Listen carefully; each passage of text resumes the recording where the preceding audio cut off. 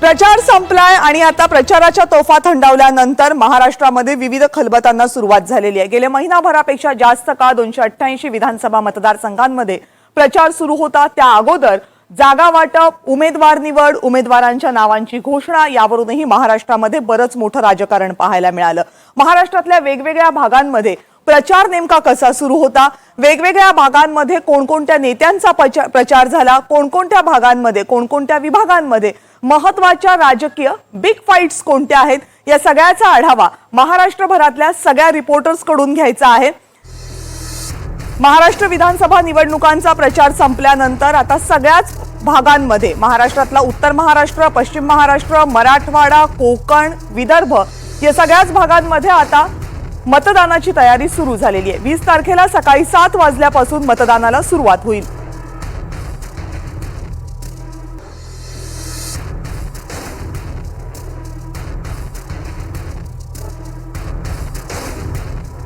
कोणकोणत्या विभागांमध्ये महाराष्ट्रामध्ये किती जागा आहेत त्याचा एक आढावा घेऊयात आणि मग विभागवार आपण चर्चाही करूयात की या विभागांमध्ये काय परिस्थिती राहिली एकूण प्रचाराची गेल्या महिनाभरामध्ये। कोकणाचा विचार केला तर कोकणामध्ये रायगड, रत्नागिरी, सिंधुदुर्ग या मतदारसंघांमध्ये प्रामुख्यानं निवडणुकीमध्ये महाविकास आघाडी विरुद्ध महायुती असा प्रचाराचा भर होता। प्रचारामधले काही प्रमुख मुद्देही आपण बघूयात। कोकणामध्ये अनेक बड्या नेत्यांनी सभा घेतल्या कारण कोकणात महाविकास आघाडीला मोठा धक्का बसला होता। आपले प्रतिनिधी राहुल कुलकर्णी आता आपल्या सोबत आहेत पश्चिम महाराष्ट्राचा एकूण आढावा आपल्या बरोबर देण्यासाठी। राहुल, काय नेमकी परिस्थिती होती? कारण आज बारामतीमध्ये दोन्ही पवारांनी सभा घेतल्या आणि या शेवटच्या प्रचार सभेमध्ये दोन्ही पवारांनी आपापल्या महाविकास आघाडी आणि महायुतीच्या विजयाचा विश्वासही व्यक्त केला। मला वाटतं राहुलशी आपला संपर्क होत नाहीये। आपण मोहसिन शेख आपले प्रतिनिधी सध्या छत्रपती संभाजीनगर मधून आपल्या सोबत आहेत, त्यांच्याकडे जाऊयात। मोहसिन, छत्रपती संभाजीनगरमध्ये मराठवाड्याकडे सगळ्यांचं लक्ष लागलं होतं, ज्याचं विशेष कारण होतं ते मराठा आरक्षणाचं आंदोलन। शेवटच्या क्षणापर्यंत हे आंदोलनाची धग नेमकी कुणाला लागणार हे स्पष्ट होत नव्हतं। आता प्रचार संपलेला आहे। काय मराठवाड्यातली एकूण परिस्थिती होती प्रचाराच्या दरम्यान आणि विशेषतः आजच्या शेवटच्या दिवशी?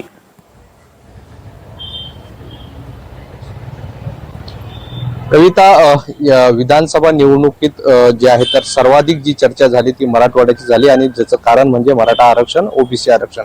मराठवाड्यात गेल्या वर्षभरात लोकसभेनंतर देखील मराठा आरक्षणाचा मुद्दा तापलेला आपल्याला पाहायला मिळाला। मराठवाड्यातील मुद्दे जर आपण बघितले तर वेगवेगळे आधी मुद्दे काय आहेत ते थोडंसं समजून घेण्याचा प्रयत्न करूया जे विधानसभा निवडणुकीत गाजले। मराठा ओबीसी आरक्षणाचा प्रश्न होता, सोबत पाणी प्रश्न आहे, मराठवाड्यातील दुष्काळ आहे, शेतकरी आत्महत्याचा मुद्दा आहे, सोबतच शेवटच्या क्षणाला सोयाबीनच्या दरवाढीचा मुद्दा जो आहे तो प्रचंड मराठवाड्यात गाजलेला आहे। नांदेड आणि छत्रपती संभाजीनगरचा काही भाग सोडला तर इतर जिल्ह्यांमध्ये सोयाबीनमुळे शेतकऱ्यांमध्ये मोठ्या प्रमाणात संताप आहे आणि त्याचे परिणाम देखील निवडणुकीत पाहायला मिळण्याची सुरुवात आहे। आता आपण सविस्तर या सगळ्यांची आढावा घेण्याचा प्रयत्न करू या मुद्द्यांचा। आपण सुरुवातीला मराठा आरक्षणाचा मुद्दा घेऊया कारण मराठा आरक्षणाचा मुद्दा हा प्रचंड मराठवाडाच नव्हे तर महाराष्ट्रात लोकसभा निवडणुकीत गाजला। मराठवाड्यात याचा फटका महायुतीला एवढ्या मोठ्या प्रमाणात बसला होता की लोकसभेत 8 पैकी 7 जागांवर महायुतीला पराभव स्वीकारावा लागला। आता विधानसभा निवडणुकीत काय चित्र असेल याकडे सर्वांचं लक्ष लागलं होतं, मात्र मनोज जरांगे यांनी ऐन वेळी निवडणूक लढणार नाही आणि पाडणार नाही या सगळ्या अशी भूमिका घेतली। मात्र कुणाला पाडायचं याचा निर्णय मराठा समाजाने घ्यावा असं म्हणत त्यांनी गुगली टाकली आणि या सगळ्यापासून आपण लांब असल्याचं दाखवण्याचा प्रयत्न केला। मात्र आता याचे परिणाम देखील मात्र आपल्याला विधानसभा निवडणुकीत पाहायला मिळणार आहे। जी माहिती मिळते, मनोज जरांगे यांनी भूमिका स्पष्ट केली नसली तरी मराठा समाज अजूनही आरक्षणाच्या मुद्द्यावरून आक्रमक आहे आणि ते निवडणुकीत आपली भूमिका स्पष्ट मतदानाच्या रूपाने भूमिका स्पष्ट करू शकतो हे पाहायला मिळू शकते। दुसरा जो सर्वात अधिक चर्चेचा मुद्दा राहिला मराठवाड्यात तो सोयाबीन दरवाढीचा, कारण गेल्या 8 दिवसात सोयाबीन दरवाढीचा मुद्दा मराठवाड्यात प्रचंड गाजलेला आहे आणि त्यामुळे ज्या पद्धतीने पश्चिम महाराष्ट्रामध्ये कांद्याचा फटका लोकसभेत आपल्याला पाहायला मिळत होता तो सोयाबीनचा मुद्दा विधानसभेत मराठवाड्यात पाहायला मिळू शकतो। त्यानंतर शेतकऱ्यांचे प्रश्न आहेत, कर्जमाफीचे प्रश्न आहेत, सोबतच शेतकरी आत्महत्याचा प्रश्न देखील मोठ्या प्रमाणात चर्चेत राहिला. त्यात पाणी प्रश्न आपण जर बघितलं तर दरवर्षी मराठवाड्यात टँकरने पाणी पुरवठा करावा लागतो. त्यामुळे या निवडणुकीत अनेक आश्वासनं देण्यात आले.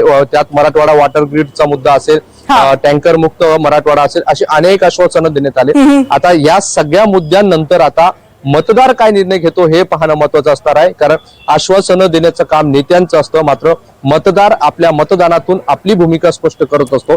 त्यामुळे मराठवाड्यातून महायुती की महाविकास आघाडी कुणाला मतदार पसंती देतो हे पाहणं महत्वाचं असणार आहे. आणि हे 23 तारखेच्या निकालानंतर 23 तारखेच्या निकालानंतर कळेल. आणि जसं तुम्ही सांगितलं की लोकसभेची पुनरावृत्ती होणार की नाही या संदर्भात अजूनही कुठलीही स्पष्टता नाहीये. कारण लोकसभेमध्ये महायुतीला मराठवाड्यामध्ये मोठा फटका सहन करावा लागला होता. कारण होतं प्रामुख्यानं मराठा आरक्षण. विधानसभेच्या निवडणुकीत तोच मुद्दा प्रभावी ठरणार आहे की जसं तुम्ही सांगितलं की शेतकऱ्यांचा आणि सोयाबीनच्या भावाचा मुद्दा आणखीन प्रभावी ठरणार आहे, तेही आपल्याला पाहावं लागेल. धन्यवाद तुम्ही दिलेल्या सगळ्या अपडेट्स बद्दल. मराठवाड्याला लागून असलेला आणि महाराष्ट्रामधल्या 62 विधानसभा मतदारसंघांचा समावेश असलेला प्रदेश म्हणजे विदर्भ. विदर्भामध्ये सुद्धा महाविकास आघाडीला लोकसभेच्या निवडणुकीमध्ये चांगलं यश मिळालं होतं. पण त्याच यशाची पुनरावृत्ती होणार का, की विदर्भामध्ये आणखी नवे मुद्दे या विधानसभेच्या निवडणुकांच्या दृष्टीनं महत्वाचे ठरले, या संदर्भात जाणून घेण्यासाठी विदर्भातले आमचे प्रतिनिधी संजय तिवारी यांच्याकडे जाऊयात. संजयजी, कशी राहिली एकूण विदर्भामधली परिस्थिती? गेल्या महिनाभरातली कोणकोणते मुद्दे प्रामुख्यानं चर्चेला आले? कोणकोणत्या बिग फाईट्स आहेत ज्याकडे आपल्या सगळ्यांचं लक्ष लागलेलं आहे?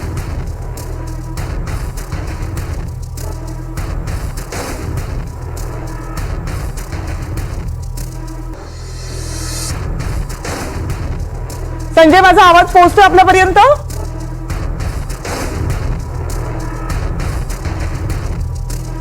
संजयकडे मला वाटतं माझा आवाज पोहोचत नाहीये. आपण मराठवाड्याला खालच्या बाजूने लागून असलेल्या पश्चिम महाराष्ट्रामध्ये जाऊयात. राहुल कुलकर्णी माझे सहकारी माझ्या सोबत आहेत. राहुल, गेल्या महिन्याभरामध्ये प्रचंड प्रवास केलेला आहेस महाराष्ट्रात. मला नाही वाटत की महाराष्ट्रातला कुठलाही रिजन असेल जिथे तू पोहोचला नसशील. पण आता मी तुला पश्चिम महाराष्ट्राबद्दलचा प्रश्न विचारते. अगदी काही वेळापूर्वी तू बारामतीमधल्या सभाही कव्हर केल्यास, मला वाटतं बसलायसही बारामतीमधल्या एका सभेच्याच ठिकाणी. काय आत्ताची एकूण परिस्थिती दिसते? बारामती ही बिग फाईट वगळता एकूण पश्चिम महाराष्ट्रातली. असा एक कविता की महाराष्ट्रामध्ये 72 जागा आहेत पश्चिम महाराष्ट्रात. आणि महाविकास आघाडीचे सगळ्यात मोठे नेते कोण आहेत तर शरद पवार. तर शरद पवार यांनी जे काही नेरेटिव्ह उभा केलेले आहेत त्याला ओळखून, म्हणजे खरं तर लोकसभा निवडणूक झाल्यानंतरच महायुतीनं त्या दृष्टीनं प्रयत्न सुरू केले होते. आणि म्हणून पश्चिम महाराष्ट्रातल्या 72 जागातली स्थिती काय, मुद्दे कुठले आहेत, तर पश्चिम महाराष्ट्रामध्ये खरं तर लोकसभा निवडणुकीचं अरिथमेटिक लावलं असतं तर त्या गणितावरती शरद पवारांचा पक्ष म्हणजे राष्ट्रवादी काँग्रेस शरद पवार गट खूप पुढे असायला होता. तशी स्थिती नाही आहे. आणि हेच या निवडणुकीतली USP आहे. म्हणजे आता ज्या बारामतीमध्ये मी बसलेलो आहे त्या बारामतीमधल्या सुद्धा लोकांशी आपण बोललो, ज्याला बिग फाईट आपण म्हणतो. तर अजित पवारांचा पराभव घडवून आणणं ही खूप मुश्किल गोष्ट आहे, कारण त्यांनी केलेली विकास कामं वगैरे. आता आपण जर जिल्हानिहाय बघत गेलो तर कोल्हापूर, की जिथे सतेज पाटलांनी एकेकाळी 5-6 आमदार काँग्रेस पक्षाचे निवडून आणलेले होते, तिथे आता महायुती आणि महाविकास आघाडी ही नेक टू नेक आहे. म्हणजे तिथे हसन मुश्रीफ यांचा एक मतदारसंघ वगळला की जिथे थोडासा आपण अंदाज घेऊ शकतो. तर मधल्या काळामध्ये काँग्रेस पक्षांतर्गत झालेलं राजकारण, तिथे विनय कोरे यांचा असलेला प्रभाव, महायुतीनं संघटितपणे केलेले प्रयत्न. तर आज आपण असं म्हणू शकत नाही की कोल्हापूरमध्ये महाविकास आघाडीला लोकसभा निवडणुकीमध्ये जसं छत्रपती शाहू महाराजांचा तिथे विजय झाला तशाच पद्धतीचं पूर्णपणे मॅन्डेट तिथं येईल. आणि म्हणून मी म्हटलं की पश्चिम महाराष्ट्रामध्ये जसा विचार सुरू होता की अक्षरशः शरद पवार किंवा महाविकास आघाडी स्वीप करेल, तशी परिस्थिती नाही. साताऱ्यात आलो होतो आपण तर शिवेंद्रराजे सारखा असा मतदारसंघ आहे की जिथे शिवेंद्रराजे यांचा पराभव करताना अनेक प्रयत्न तुम्हाला करावे लागणार आहेत. सातारा हा असा जिल्हा आहे की जिथे शरद पवार यांचं खूप प्रेम आहे. त्या जिल्ह्यानं सतत शरद पवार यांची पाठराखण केलेली आहे. पण त्याही जिल्ह्यामध्ये अजित पवार यांच्या बरोबर गेलेले प्रस्थापित जे आहेत, आणि 2 महत्वाच्या गोष्टी आहेत कविता. एक, जे अजित पवार यांच्या बरोबर गेलेले आमदार आहेत त्यांना पर्याय म्हणून जे उमेदवार दिलेले आहेत ते पर्यायी उमेदवार इतके प्रबळ आहेत का की जे प्रस्थापित असलेल्या नेत्यांचा पराभव करू शकतील. तर अगदीच तुम्ही साताऱ्याचं उदाहरण घेतलं, वाईचं उदाहरण घेतलं, किंवा जिथे शंभूराज देसाईंच्या मतदारसंघाचं उदाहरण घेतलं, कठीण आहे. त्याच साताऱ्यातली कराडची जर लढाई आपण बघितली की जिथे आता पृथ्वीराज चव्हाण लढतायत, तर पृथ्वीराज चव्हाण यांना ही लढत ही जिंकताना बरेच प्रयत्न करावे लागणार आहेत. पण ऑन द कॉन्ट्ररी तिथेच असलेली राष्ट्रवादी काँग्रेसची जी दक्षिणची जागा आहे ती बऱ्यापैकी सेफ आहे. माझा सांगायचा प्रयत्न हा आहे की ज्या पद्धतीनं आपण विचार करत होतो तसं कोल्हापुरात होत नाही, तसं साताऱ्यात होत नाही, तसं पुण्यात पण होत नाही. पुण्यामध्ये सुद्धा बारामतीची जागा असेल किंवा दिलीप वळसे पाटलांची जागा असेल तर त्या ठिकाणी शरद पवारांना विजय मिळवण्यासाठी बरेच प्रयत्न करावे लागतील. त्यांच्या उमेदवाराला जे प्रस्थापित नेत्यांचं मार्जिन आहे ते बऱ्यापैकी कमी करावं लागेल. पुणे शहरामध्ये 8 जागा आहेत. 8 जागेमध्ये माझ्या मते यावेळेला काँग्रेस पक्षाचा रिसरेक्ट तिथे होताना दिसेल. कॅन्टोन्मेंट सारखी जागा आहे की जिथे रमेश बावगेंचं बऱ्यापैकी मला वाटतं की प्रस्थ आता वाढताना दिसत आहे. अशा 2-3 जागा आहेत. हडपसरची सुद्धा जागा ही फाईटमध्ये आलेली आहे. पुण्यातली हीच परिस्थिती आहे, कोल्हापूरमध्ये हीच परिस्थिती आहे. सांगलीमध्ये चित्र थोडंसं काँग्रेस अंतर्गत झालेल्या गटबाजीमुळं आता तिथे पुन्हा सांगली पॅटर्नची चर्चा आहे, कारण काँग्रेस पक्षाचा एक बंडखोर असलेले उमेदवार ह्या निवडणुकीच्या रिंगणामध्ये आहेत. सोलापूर खूप इंटरेस्टिंग असणार आहे. पुण्यानंतर सर्वाधिक शरद पवारांचा जो आवडता जिल्हा आहे तो सोलापूर आहे. तिथे 11 विधानसभेच्या जागा आहेत आणि खऱ्या अर्थाने मराठवाड्याला लगत असलेल्या या भागामध्ये ज्या मुद्द्याची तू चर्चा करत होती की अनेक मुद्दे काय काय चर्चेला असतील, तर इथे पश्चिम महाराष्ट्राच्या मर्यादेत शरद पवार हाच सगळ्यात मोठा भाग, राष्ट्रवादी काँग्रेस कोणाची हा एक मोठा भाग. पण सोलापूर जिल्ह्याचा जो मी उल्लेख केला तिथे 2 गोष्टी फार महत्वाच्या आहेत, एक धर्म आणि दुसरी जात. या सोलापूर जिल्ह्यातल्या 11ही विधानसभा मतदारसंघामध्ये जात हा घटक फार प्रभावी आहे. म्हणजे माढ्यामध्ये तेच गणित चालणार आहे, सोलापूर शहरातल्या 2-3ही विधानसभा मतदारसंघामध्ये हेच गणित चालणार आहे, मोहोळमध्ये तशीच परिस्थिती आहे. आणि शरद पवार यांचे काही उमेदवार चुकलेले आहेत अशा ज्या उमेदवारासंदर्भाची चर्चा होते त्यात मोहोळची चर्चा आवर्जून होते. जे रमेश कदम आहेत त्यांच्या मुलीला पूर्वी इथे तिकीट दिलेलं होतं पण ऐन वेळेला ते तिकीट बदललं. तसंच भगीरथ भालके यांच्या संदर्भात पंढरपुरामध्ये सुद्धा शरद पवार यांचा निर्णय चुकलाय का अशीची चर्चा आहे. आणि या मतदारसंघामध्ये जे मराठवाड्याला लगत आहे तिथे जरांगे फॅक्टर काही प्रमाणामध्ये का असेना पण निश्चितपणे काम करणार आहे. इथे काही प्रमाणामध्ये शेती प्रश्नाचा विषय आहे, कांदा हा काही प्रमाणामध्ये, सोयाबीन हा काही प्रमाणामध्ये. पण ज्या धर्माबद्दल मी बोललो तर पश्चिम महाराष्ट्रामध्ये जिथे शाहू फुले आंबेडकरांची परंपरा आहे तिथे इतर कोणत्याही जिल्ह्यापेक्षा सोलापूर जिल्ह्यामध्ये धर्म ही गोष्ट फार महत्वाची ठरणार आहे. मग ते काही प्रमाणामध्ये अक्कलकोटमध्ये असेल पण सोलापूर मध्यमध्ये धर्म हा भाग म्हणजे पश्चिम अगदी मराठवाड्याला लागून असलेल्या सोलापूरमध्ये अगदी पश्चिम महाराष्ट्रासारखी परिस्थिती दिसत नाहीये. तर पश्चिम महाराष्ट्र एका बाजूला आणि सोलापूर मधले काही मुद्दे एका बाजूला अशी काहीची परिस्थिती, हे तुमचं विश्लेषण. विदर्भामध्ये जाऊयात, संजय तिवारी आपल्या सोबत आहेत.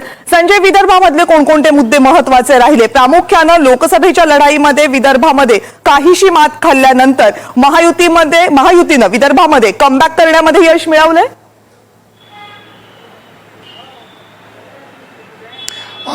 सध्या असं बोलणं अवघड आहे कविता. मुख्य मुद्दा असा आहे की प्रचार संपला असला तरीही कोणत्याही उमेदवाराला प्रचाराचा शीण घालवण्यासाठी आपण कुठे एक दिवस घालवावा असं विचार करण्याची सुद्धा आज सोय नाही आहे. इतका तणाव आहे आणि मतदारांना आपल्या घरातून बाहेर काढून 20 तारखेला आपल्या मतदारांचे किंवा आपल्या वोट बँकेचे जास्तीत जास्त मतदान कसं होईल तिकडे लक्ष देणं हे आज जास्त गरजेचं प्रत्येक मतदाराला उमेदवाराला वाटणं स्वाभाविक आहे. कारण पहिल्यांदाच आपण बघितलं आहे की 3 पक्ष या आघाडीचे आणि 3 पक्ष महायुतीचे अशा पहिल्यांदाच 6 महत्त्वाचे पक्ष रिंगणात होते. आणि मुख्य म्हणजे पहिल्यांदाच विदर्भात हे बघण्यात आलं की आधी हे सांगण्यात आलं होतं की महायुतीच्याकडून की आम्ही लोकसभेसारखं होऊ देणार नाही, आधीच आपले उमेदवार जाहीर करू. पण शेवटच्या दिवसापर्यंत नामांकन अर्ज भरण्याच्या शेवटच्या दिवसापर्यंत उमेदवार निवडीची आणि जाहीर करण्याची त्यांची कामं सुरूच होती. तर आपल्याला हे दिसलं की किती प्रचंड चढाओढ होती आणि बंडखोरसुद्धा उभे राहिले. 62 जागा आपल्याला माहिती आहे विदर्भात आहेत. 2019 साली भारतीय जनता पक्षानं वर चष्मा ठेवला होता, 29 जागा मिळवल्या होत्या. आपल्याला माहिती आहे की विदर्भामध्ये जे राष्ट्रीय 2 प्रमुख पक्ष आहेत त्यापैकी लढत असते काँग्रेस किंवा भारतीय जनता पक्ष.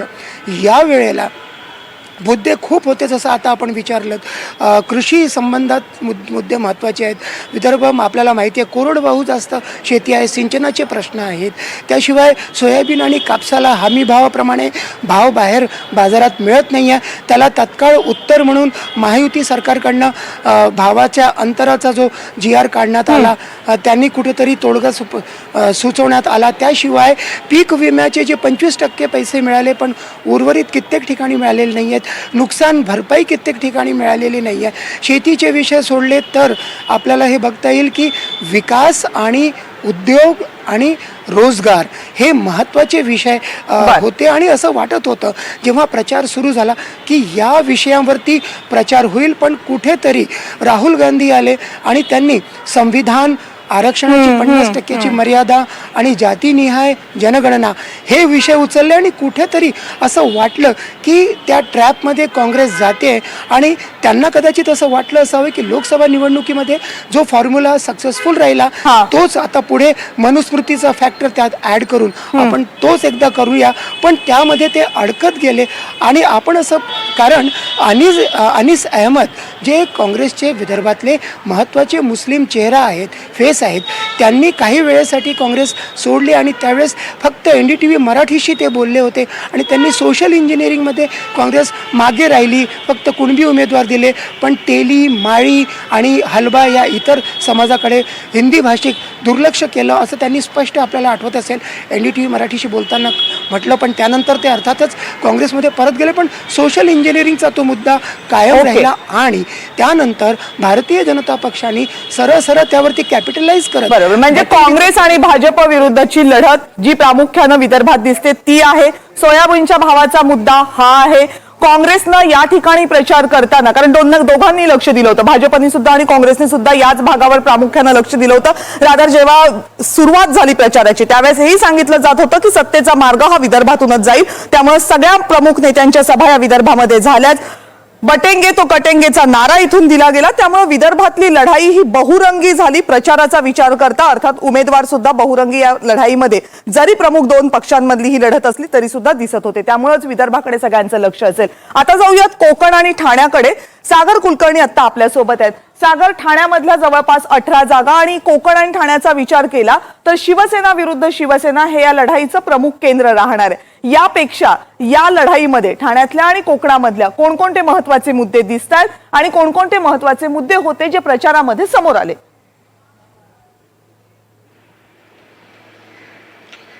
कविता, ठाणे फक्त ठाणे विचार करून नाही चालणार, तर ठाणे जिल्हा ज्याच्यामध्ये जवळपास 24 विधानसभा मतदारसंघ आहेत आणि मग रत्नागिरी आणि सिंधुदुर्ग या मतदारसंघामध्ये जे विधानसभा आहेत, असा सगळा जो पॅच जर विचार केला तर एकतर मुळात या मतदारसंघामध्ये प्रामुख्याने कॉस्मोपॉलिटिन शहरीकरण हे वाढत आहे. यामुळे इथले मतदार आणि इथले प्रश्न हे फार वेगळे होते.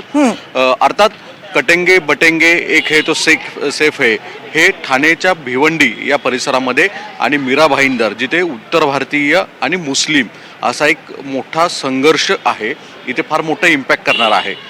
यामुळेच योगी आदित्यनाथ असतील किंवा अमित शहा असतील अशा नेत्यांच्या आवर्जून सभा या परिसरामध्ये झाल्याचं दिसून येतं. कोकणात सुद्धा आपणास माहीत आहे की जे मुस्लिम आहेत ते कन्वर्ट मुस्लिम जरी असले तरी मोठ्या प्रमाणामध्ये सुद्धा तिथे एक जो संघर्ष तो दिसून येतो तो समाजामधला आणि धार्मिक तेढेचा आहे, तोही मान्य करावा लागेल. आणि त्या दृष्टिकोनातून भाजपाचा महायुतीचा प्रचार होता. ही निवडणूक 2014 आणि 2019च्या निवडणुकीपेक्षा वेगळी यासाठी म्हणावी लागेल की ठाणे असेल किंवा कोकण असेल इथे धनुष्यबाणचं एक प्राबल्य यापूर्वी होतं, पण या निवडणुकीमध्ये आत्ता धनुष्यबाण विरुद्ध मशाल असा एक कोकणातला मोठा संघर्ष दिसून आला. दुसरीकडे लोकसभेच्या निवडणुकीत नारायण राणेंसारख्या नेत्यांचा विजय, ज्याच्यामुळे कोकणामध्ये कमळ पहिल्यांदा फुलताना दिसलं लोकसभेच्या निवडणुकीमध्ये, जे कायम धनुष्यबाण किंवा शिवसेना बाळासाहेबांची ओळखलं जाणारा पट्ट्यामध्ये होता. अशा भागामध्ये भाजपाला आवर्जून माहिती आहे की उद्धव ठाकरे यांनी हिंदुत्वाची लाईन सोडलेली आहे आणि ती हिंदुत्वाची लाईन एकनाथ शिंदे आणि भाजप यांच्या माध्यमातून आहे. दुसरीकडे अजित पवार यांचे सुद्धा काही आमदार या कोकणच्या पट्ट्यातून निवडणूक लढवत आहेत. यामुळे सुद्धा अजित पवारांच्या प्रचार सभा, सुनील तटकरे जे आपणास माहिती आहे की मोदींच्या लाटेत सुद्धा जिंकून आले होते, आता तर ते महायुतीमध्ये होते. त्यामुळे रायगड या मतदारसंघामध्ये सुद्धा एक तटकरेंच्या दृष्टिकोनातून ही निवडणूक महत्त्वाची आहे. शिंदेंसाठी शिंदेंचे अनेक शिलेदार या मतदारसंघामध्ये निवडणूक लढवत आहेत. आणि सगळ्यात महत्त्वाची गोष्ट म्हणजे महाविकास आघाडीमध्ये शेकापची झालेली बंडखोरी, नाराजी ही कुठेतरी फायद्याची करण्याचा प्रयत्न महायुतीच्या नेत्यांनी केलेला आहे. पण जर लोकसभेचा विचार केला तर शिवसेनेचे जे कर्जतचे आमदार आहेत त्यांच्या मतदारसंघामध्ये जवळपास 24,000पेक्षा जास्त लीड हे इथं विरोधी बाकाला मिळालेलं आहे. जे उबाठाचे तिथून आता आमदार असणार असतील असं म्हटलं जातं. यामुळे उबाठा विरुद्ध शिवसेना असा एक संघर्ष रायगड आणि सिंधुदुर्ग भागामध्ये आणि ठाण्यामध्ये आहे. ठाणे आपणास माहित आहे की मुख्यमंत्री एकनाथ शिंदे यांचा एक बालेकिल्ला आहे. ठाण्यामध्ये त्यांच्या वर्चस्वाची निवडणूक आहे ही, कारण की अख्खा राज्य सांभाळत असताना एकनाथ शिंदेंना स्वतःचा गड राखणं, जिल्हा राखणं हे फार महत्वाचं असणार आहे. ठाणे आणि पालघर जिल्ह्यावर भाजप आणि शिवसेना एकनाथ शिंदेचं वर्चस्व हे फार महत्वाचं असणार आहे. पुढच्या कालावधीमध्ये या मतदारसंघामध्ये जे मुस्लिम बहुल भाग आहेत, म्हणजे भिवंडी जो भाग एरिया मानला जातो, अशा ठिकाणी शरद पवार आणि समाजवादी पार्टी तसंच काँग्रेस यांच्या माध्यमातून अजून काही आमदार वाढण्याची शक्यता एक वर्तवली जात आहे. त्यांच्यासमोर साधारणतः शहापूर मतदारसंघ असेल किंवा दुसरा इतर जो मतदारसंघ आहे दरोडांचं आहे, अशा ठिकाणी भागांमध्ये कदाचित एक फटका बसण्याची शक्यता भीती आहे महायुतीला. अशा परिस्थितीमध्ये कदाचित तिथे अधिक सक्षम पद्धतीने कसं काम केलं जातं असं म्हणलं जातं. या संपूर्ण परिसरामध्ये जी कॅम्पेन होती ती म्हणजे बटगे तो कटोगे तो बटोगे, एक हे तो सेफ है, या नारावर भाजपाच्या कॅम्पेन एक हिंदुत्वाची लाट कटेंगे, त्या या पूर्ण कॅम्पेनवर पूर्ण हिंदुत्व व्हायब्रेशन तयार करण्याचा प्रयत्न आवर्जून महायुतीच्या वतीने केलेला आहे आणि हे पूर्ण महाराष्ट्रामध्ये दिसलं आणि या महाराष्ट्रामध्ये या संपूर्ण मुद्द्याची चर्चा झाली. पण अर्थात ठाणे आणि कोकणाकडे जसं तुम्ही सुरुवातीला उल्लेख केलात लक्ष लागून राहील ते शिंदे विरुद्ध ठाकरे यांच्यामधील लढत कशी होते आणि शिवसेना कुणाची या प्रश्नावरचं आणखी एक उत्तर लोकसभेपाठोपाठ विधानसभेमधून मिळतंय का? राज तुम्ही आपल्यासोबत, कारण मुंबईचा सुद्धा आढावा तुमच्याकडून जाणून घ्यायचा. पण आता जाऊयात उत्तर महाराष्ट्रामध्ये. उत्तर महाराष्ट्रातून प्रांजल कुलकर्णी आता आपल्यासोबत आहेत. प्रांजल, उत्तर महाराष्ट्रातल्या सगळ्या जिल्ह्यांमध्ये काय नेमकी परिस्थिती राहिली? चित्र लोकसभेपेक्षा वेगळं दिसेल का? आणि काय महत्वाचे मुद्दे होते जे या प्रचारामध्ये प्रामुख्याने दिसले?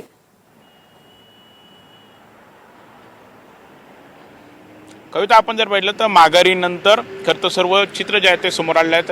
कोण प्रमुख नेते आमने सामने आहेत, कोणामध्ये लढत आहेत हे खरं तर बघायला मिळालं होतं.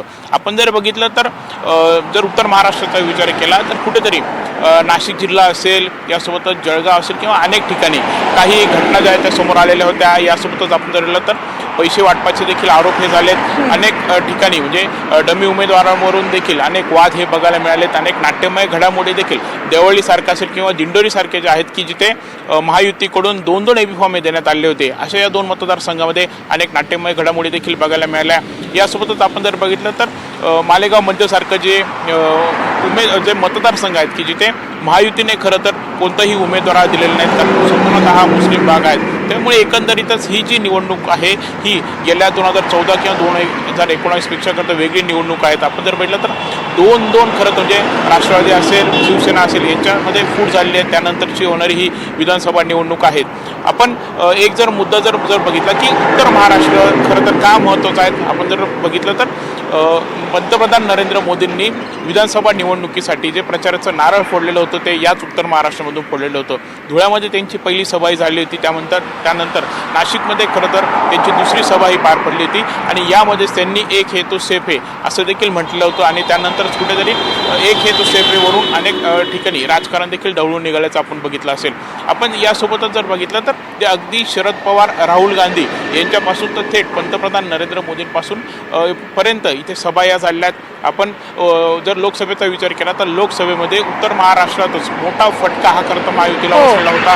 कांदा हा फॅक्टर खरं यामध्ये महत्त्वाचा ठरलेला होता. त्यामुळे कुठेतरी शेतकऱ्यांना देखील खुश करण्याचा प्रयत्न हा महायुतीच्या नेत्यांकडून करण्यात आला. आपण जसं बघितलं की अजित पवार म्हणजे शरद पवारांनी नाशिक जिल्ह्यामध्ये एकच दिवसामध्ये 5 सभा घेतलेल्या होत्या. त्यानंतर जिथे जिथे शरद पवार गेले ते तिथे देखील अजित पवारांनी 3 मतदारसंघामध्ये जाऊन सभा घेतल्या आणि शेतकऱ्यांसाठी आम्ही काय काय केलं आहे, यापुढे आमचं काय काय खरं तर पूर्ण आमचा संकल्प आहे. बरोबर, शेतकऱ्यांचा मुद्दा या निवडणुकीमध्ये सुद्धा महत्वाचा राहील, कारण लोकसभेच्या निवडणुकीमध्ये याच विभागामधल्या कांदा उत्पादक शेतकऱ्यांचा मुद्दा हा सत्ताधारी पक्षासाठी प्रचंड अडचणीचा ठरला होता. त्यामुळे कांदा उत्पादक शेतकऱ्यांकडे विशेष लक्ष दिलं गेलं होतं लोकसभेच्या निवडणुकांनंतर. पण त्यानं कांदा उत्पादक शेतकऱ्यांचं समाधान झालेलं आहे का? वोट जिहाद हा शब्द महाराष्ट्राच्या राजकारणामध्ये येण्यासाठी सुद्धा उत्तर महाराष्ट्राचाच विभाग प्रामुख्यानं कारणीभूत होता असं म्हटलं तर चुकीचं ठरू नये, कारण इथेच एका मतदारसंघामध्ये मोठ्या प्रमाणावर झालेलं मतांचं पोलरायझेशन हे यासाठी महत्त्वाचं ठरलं होतं. या सगळ्या गोष्टी विधानसभेच्या निवडणुकांमध्ये किती महत्त्वाच्या ठरतात याकडे लक्ष असणार आहे. आता एक छोटासा ब्रेक घेतोय, लगेच परत येतोय. पाहत रहा NDTV मराठी. हे आहे NDTV आणि आपण पाहत आहात NDTV मराठी.